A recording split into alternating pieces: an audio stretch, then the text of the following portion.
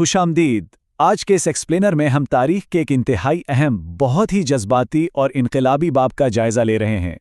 तारीख का यह आखिरी बाब सीरतुन नबी का वो हिस्सा है जो अपने अंदर सदियों की हिकमत समेटे हुए है। तो चलिए सीधा इस मौजू में उतरते हैं।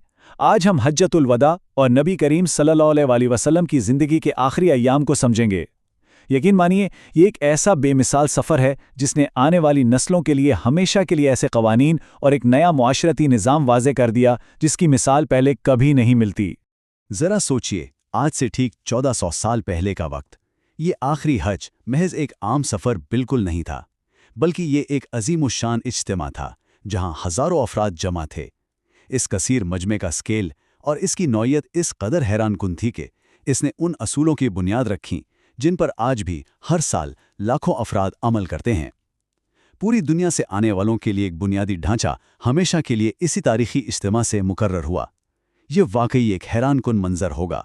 तो सबसे पहले बात करते हैं द फेयरवेल पिलग्रिमेज यानी हज्जतुल विदा की और उस सफ़र के उसूल व ज़वाबित की। अब अगर हम इस सफ़र के बुनियादी उसूलों को देखें तो इसमें 3 इंतहाई अहम इक़दाम शामिल हैं। सबसे पहले नीयत, जहां हज और उम्रा के दरमियान फ़र्क को वाज़े समझना और अपनी नीयत को मुकर्रर करना ज़रूरी है।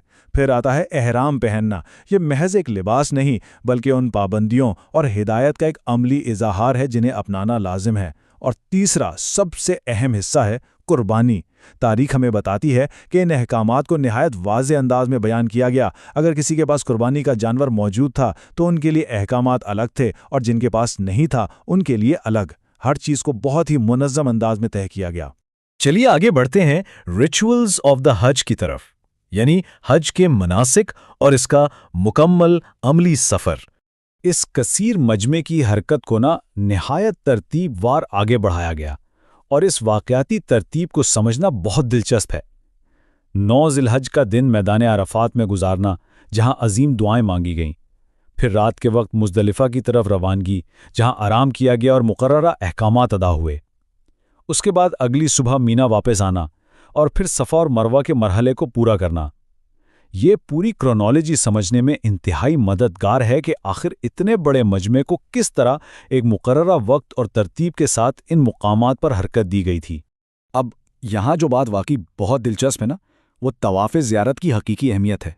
अरफ़ात और मिना के मुकामात पर क़याम और बाकी तमाम मनासिक अदा करने के बाद खाना काबा का ये तवाफ़ इंतहाई लाजमी यानी फ़र्ज़ करार दिया गया। और बात सिर्फ यहाँ तक नहीं, इसके बग़ैर तो हज मुकम्मल ही नहीं तस्वुर होता।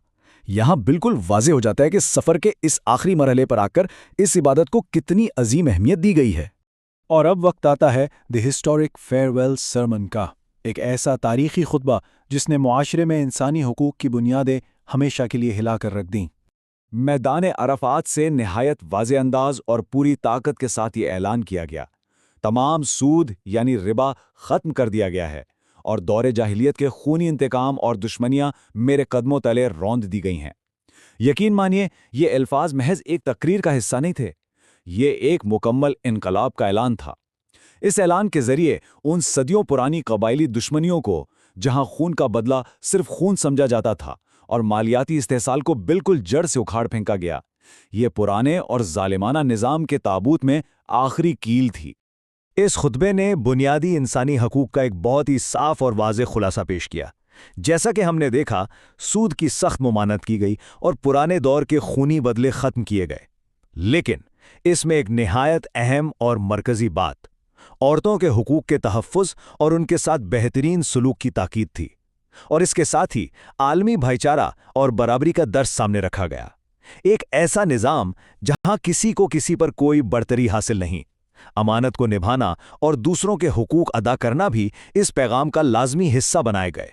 अगर हम गौर करें तो ये एक नए और मुनसिफाना मुआशरे का बिल्कुल परफेक्ट अमली ढांचा था। खैर, अब यहाँ से हम आते हैं फाइनल डेज एंड इलनेस की तरफ, मदीना वापसी और इलालत के वो आखिरी और गमगीन अय्याम। 14, ये नंबर बहुत अहम है। आखिरी आलात का ये वक्त इन्हीं 14 दिनों पर मुहित था। इन दिनों में बीमारी की शिद्दत बहुत ज़्यादा थी, लेकिन कमाल की बात यह है कि इसके बावजूद असहाब को नसीहत और हिदायत देने का सिलसिला रुकने नहीं दिया गया। ये वक्त उस आखिरी और निहायत अहम दौर का अहाता करता है जहां एक अजीम सिलसिला अपने आखिरी लम्हात से गुजर रहा था।